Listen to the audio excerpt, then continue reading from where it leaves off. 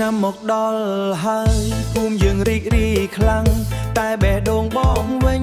លួចស្រឡាញ់អូនម្នាក់លួចស្រឡាញ់អូនម្នាក់ថ្ងៃចូលឆ្នាំនៅវត្តភូមិមនុស្សជុំគ្នាលេងយ៉ាងសប្បាយបាញ់ទឹកចាក់ម្សៅសើចពេញផ្លូវសើចពេញផ្លូវបងឃើញអូនហើយបេះដូងលោតខ្លាំង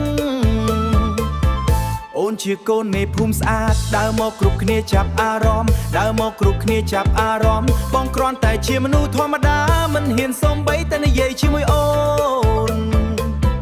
រាល់ពេលអូនញញឹមមកបេះដូងបងជ្រុះទៅហើយលួចស្រឡាញ់កូននៃភូមិតែបងមិនហ៊ានប្រាប់អូនទេខ្លាចនៃភូមិដឹងរឿងនេះហៅបងទៅអប់រំមួយម៉ោងទេចូលឆ្នាំនេះសុំខ្សែមួយ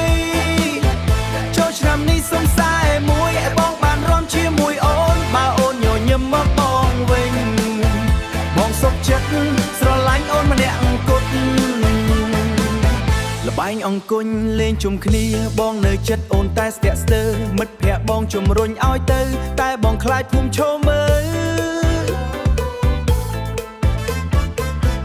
បើសិនអូនដឹងចិត្តបងបើសិនអូនដឹងចិត្តបងអូននឹងសើចឬអត់ដែរឬអាចក៏អូនមានអ្នកណាដែលកាន់ដៃអូនរួចទៅហើ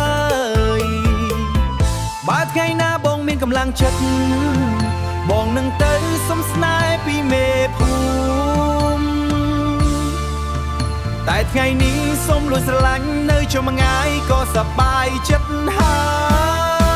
យលួចស្រឡាញ់កូនមេភូ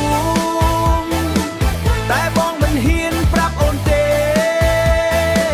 ហៅបងទៅអប់រំមួយម៉ោងទេ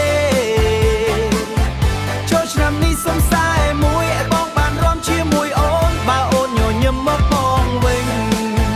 បងសុខចិត្តស្រឡាញ់អូនម្នាក់អង្គុតចូលឆ្នាំថ្មីនេះស្នេហាបងចាប់ផ្ដើមពីការលួចមើលអូន